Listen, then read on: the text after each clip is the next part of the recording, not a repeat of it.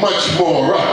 In other words, when sin sticks up its head, when the adversary comes against us like a flood, we have to understand that God gives us grace and that his grace is sufficient. And if you're fighting a battle tonight, don't give up, don't throw in the towel, or just get on your knees and say, all I need is a little more grace. I don't have to give up. I don't have to throw in the towel. I don't have to be persuaded that I'm not going to come out.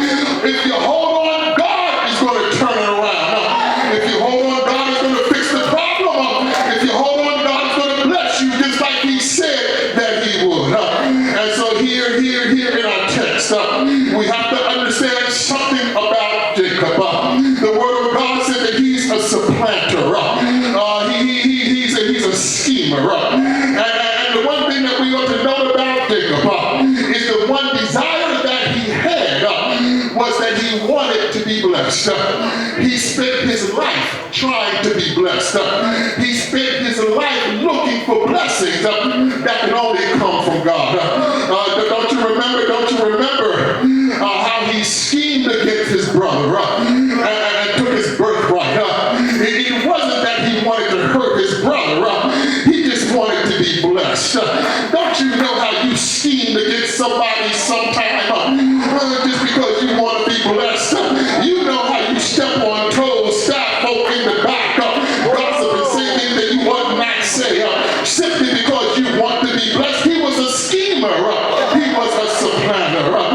When he worked for Laban, he schemed Laban, and he took Rachel as his wife. And now Jacob, he's returning back to Mesopotamia, from Mesopotamia to Canaan.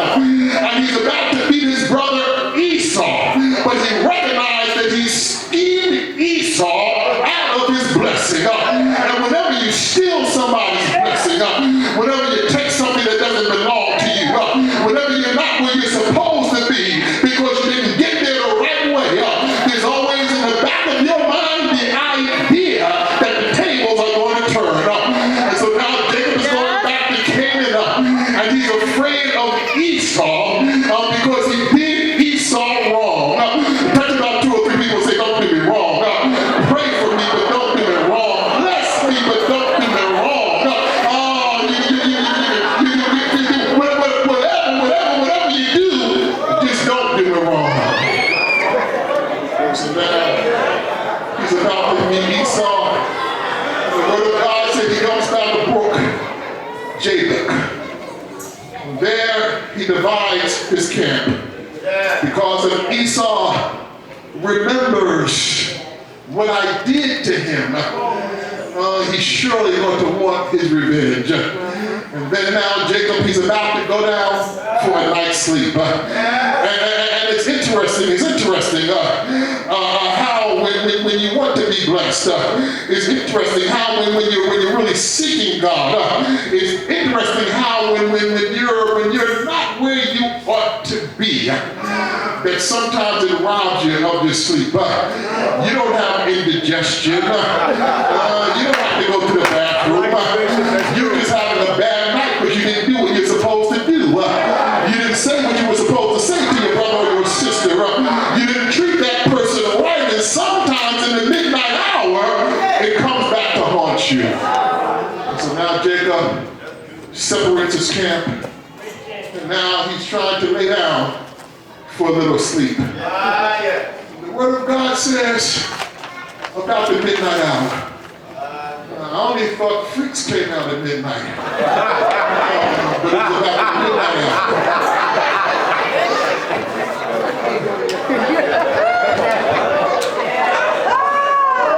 Jacob starts tossing and turning.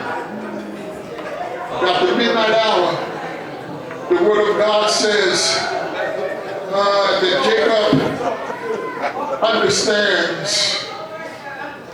there's something strange going on. All of a sudden, he's not by himself anymore. He's not dreaming, he's not confused, but he's about to enter a battle. And I want to tell every child of God that if you want this blessing, you've got to get in the fight. If you want this blessing, the one you've been talking about, the one that you've been seeking, the one that you've been fasting and praying for, is not going to come easy. If you want this blessing, look at somebody and say, you better get ready to fight. And so here Jacob, number one, he cannot identify his opponent. And it's strange because most of the time when we're in conflict, we can always identify the enemy. We can identify the opponent. But the Word of God said there was a man that wrestled with Jacob, and he does not give his name. The second thing about the struggle is we have to understand that Jacob didn't have a 10, 12, 15 round fight. But the Word of God said that this battle lasted all night. In other words, some battles, you just can't take a Tylenol or an Excedrin, and they're going to go with some battles. You just can't fast and pray one day or 2 days. Some battles, you just can't come into church, get on the altar, get on your knees, and then get up and give your testimony. But the Word of God said that this battle lasted all night. I don't know who my opponent is, but something got a hold of me. I don't know who I'm struggling with, but something put its arms around me. I don't know if I'm going to win or lose, but something is messing with my imagination. It's messing with my mind, and I've got to have a physical altercation. In other words, this battle is not just with words. You just can't get up in Satan's face and say, Satan, get out of my way. You just can't get up in this demon's face and say, get out of my house. But this demon, this battle is a battle that you got to go into conflict with. You got to take off your coat.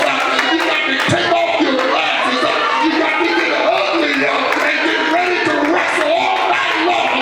And you got to tell them if I don't win, that I'm not going to be blessed. But I made up in my mind. I got to win this battle. I made up in my mind. I got to win this fight. My son is on drugs. I got to win this battle. I'm about to lose my job. I got to lose this battle. My husband walked out on me. I got to lose this battle. Look at somebody and say, I got to fight this battle. If I want to be blessed.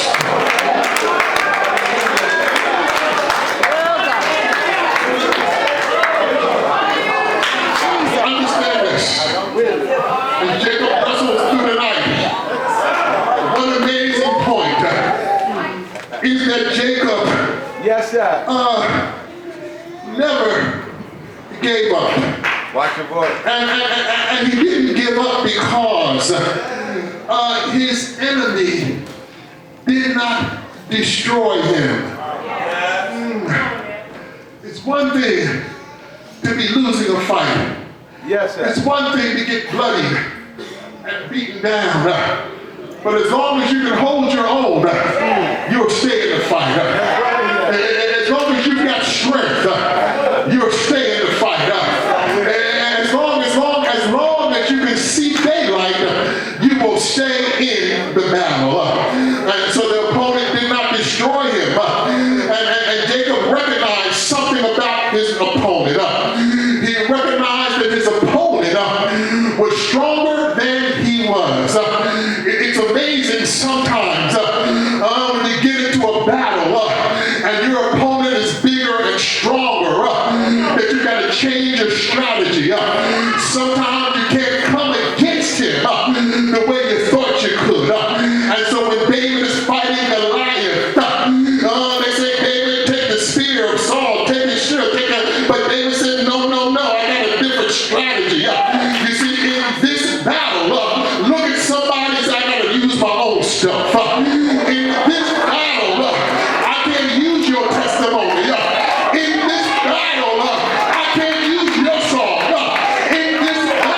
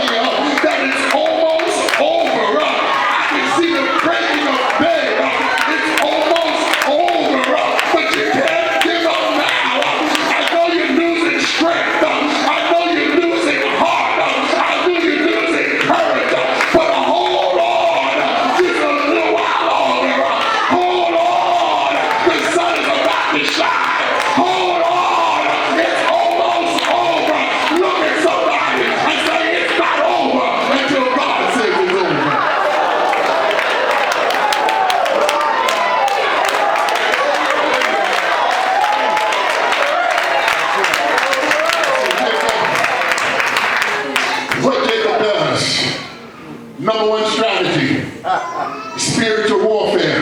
Watch yourself. 101. When you get into a fight, demand to be blessed. If I'm going to get into this fight, I got to demand something. I don't go into negotiation. I'm not going to slap the table. I'm not going to go to war.